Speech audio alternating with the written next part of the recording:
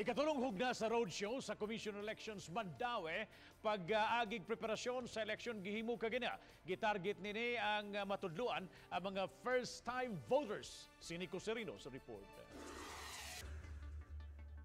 Gialirungan ni mga college students sa Mandaue ang vote counting machine nga gipakita sa taga COMELEC. Sa ikatulong schedule sa VCM Roadshow, gitumong sa COMELEC Mandaue nga matudlo-an ang mga batanong botante nga unang higayon mubutar sa automated elections.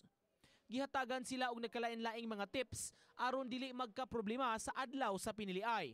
Usa sa interesado kaayong makakaton si Kriza nga naghinam-hinam ng makabotar.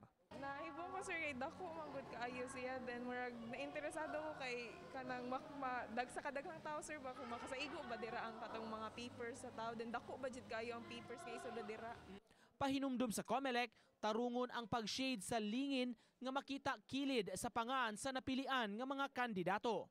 Nako gi-shadean katong 12 ka book din, gatry ko tong vote 1, gi-point lang nako siya. Unsa nga point? Oo, toldok lang siya.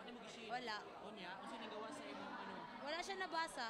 So need jud siya i-shade tanan. Oo, para mabasa siya sa machine. Oh, importante jud siya kay para ma-count ang imuhang butar kay what if mabuslot siya kay dili ka kanang makashade og tarong, especially sa first time voters gyud nga wa pa kasuway og butar nga ni gamit sa katong balot nga taas kaayo nga dili na day kailangan isuwat ang pangalan sa mga kandidato, so they will see nga ila ra gyud i-shade unya how do they shade it unya pag fill po nila sa ballot at the same time pag unsaon pag feed. Samtang padayong nagmonitor ang COMELEC sa mga campaign materials sa mga national candidates, human gisugdan ang campaign period sa miaging simana. Wa pahinon sila na monitor nga mga milapas sa lagda apan mutakda gihapon ang COMELEC sa Operation Baklas sa mga malapason.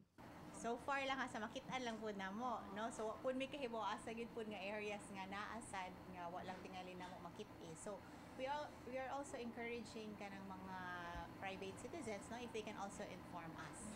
Especially kana siguro mga sa interior roads na. Uban ni Rod Prado, Nico Sereno, Balitang Bisdak.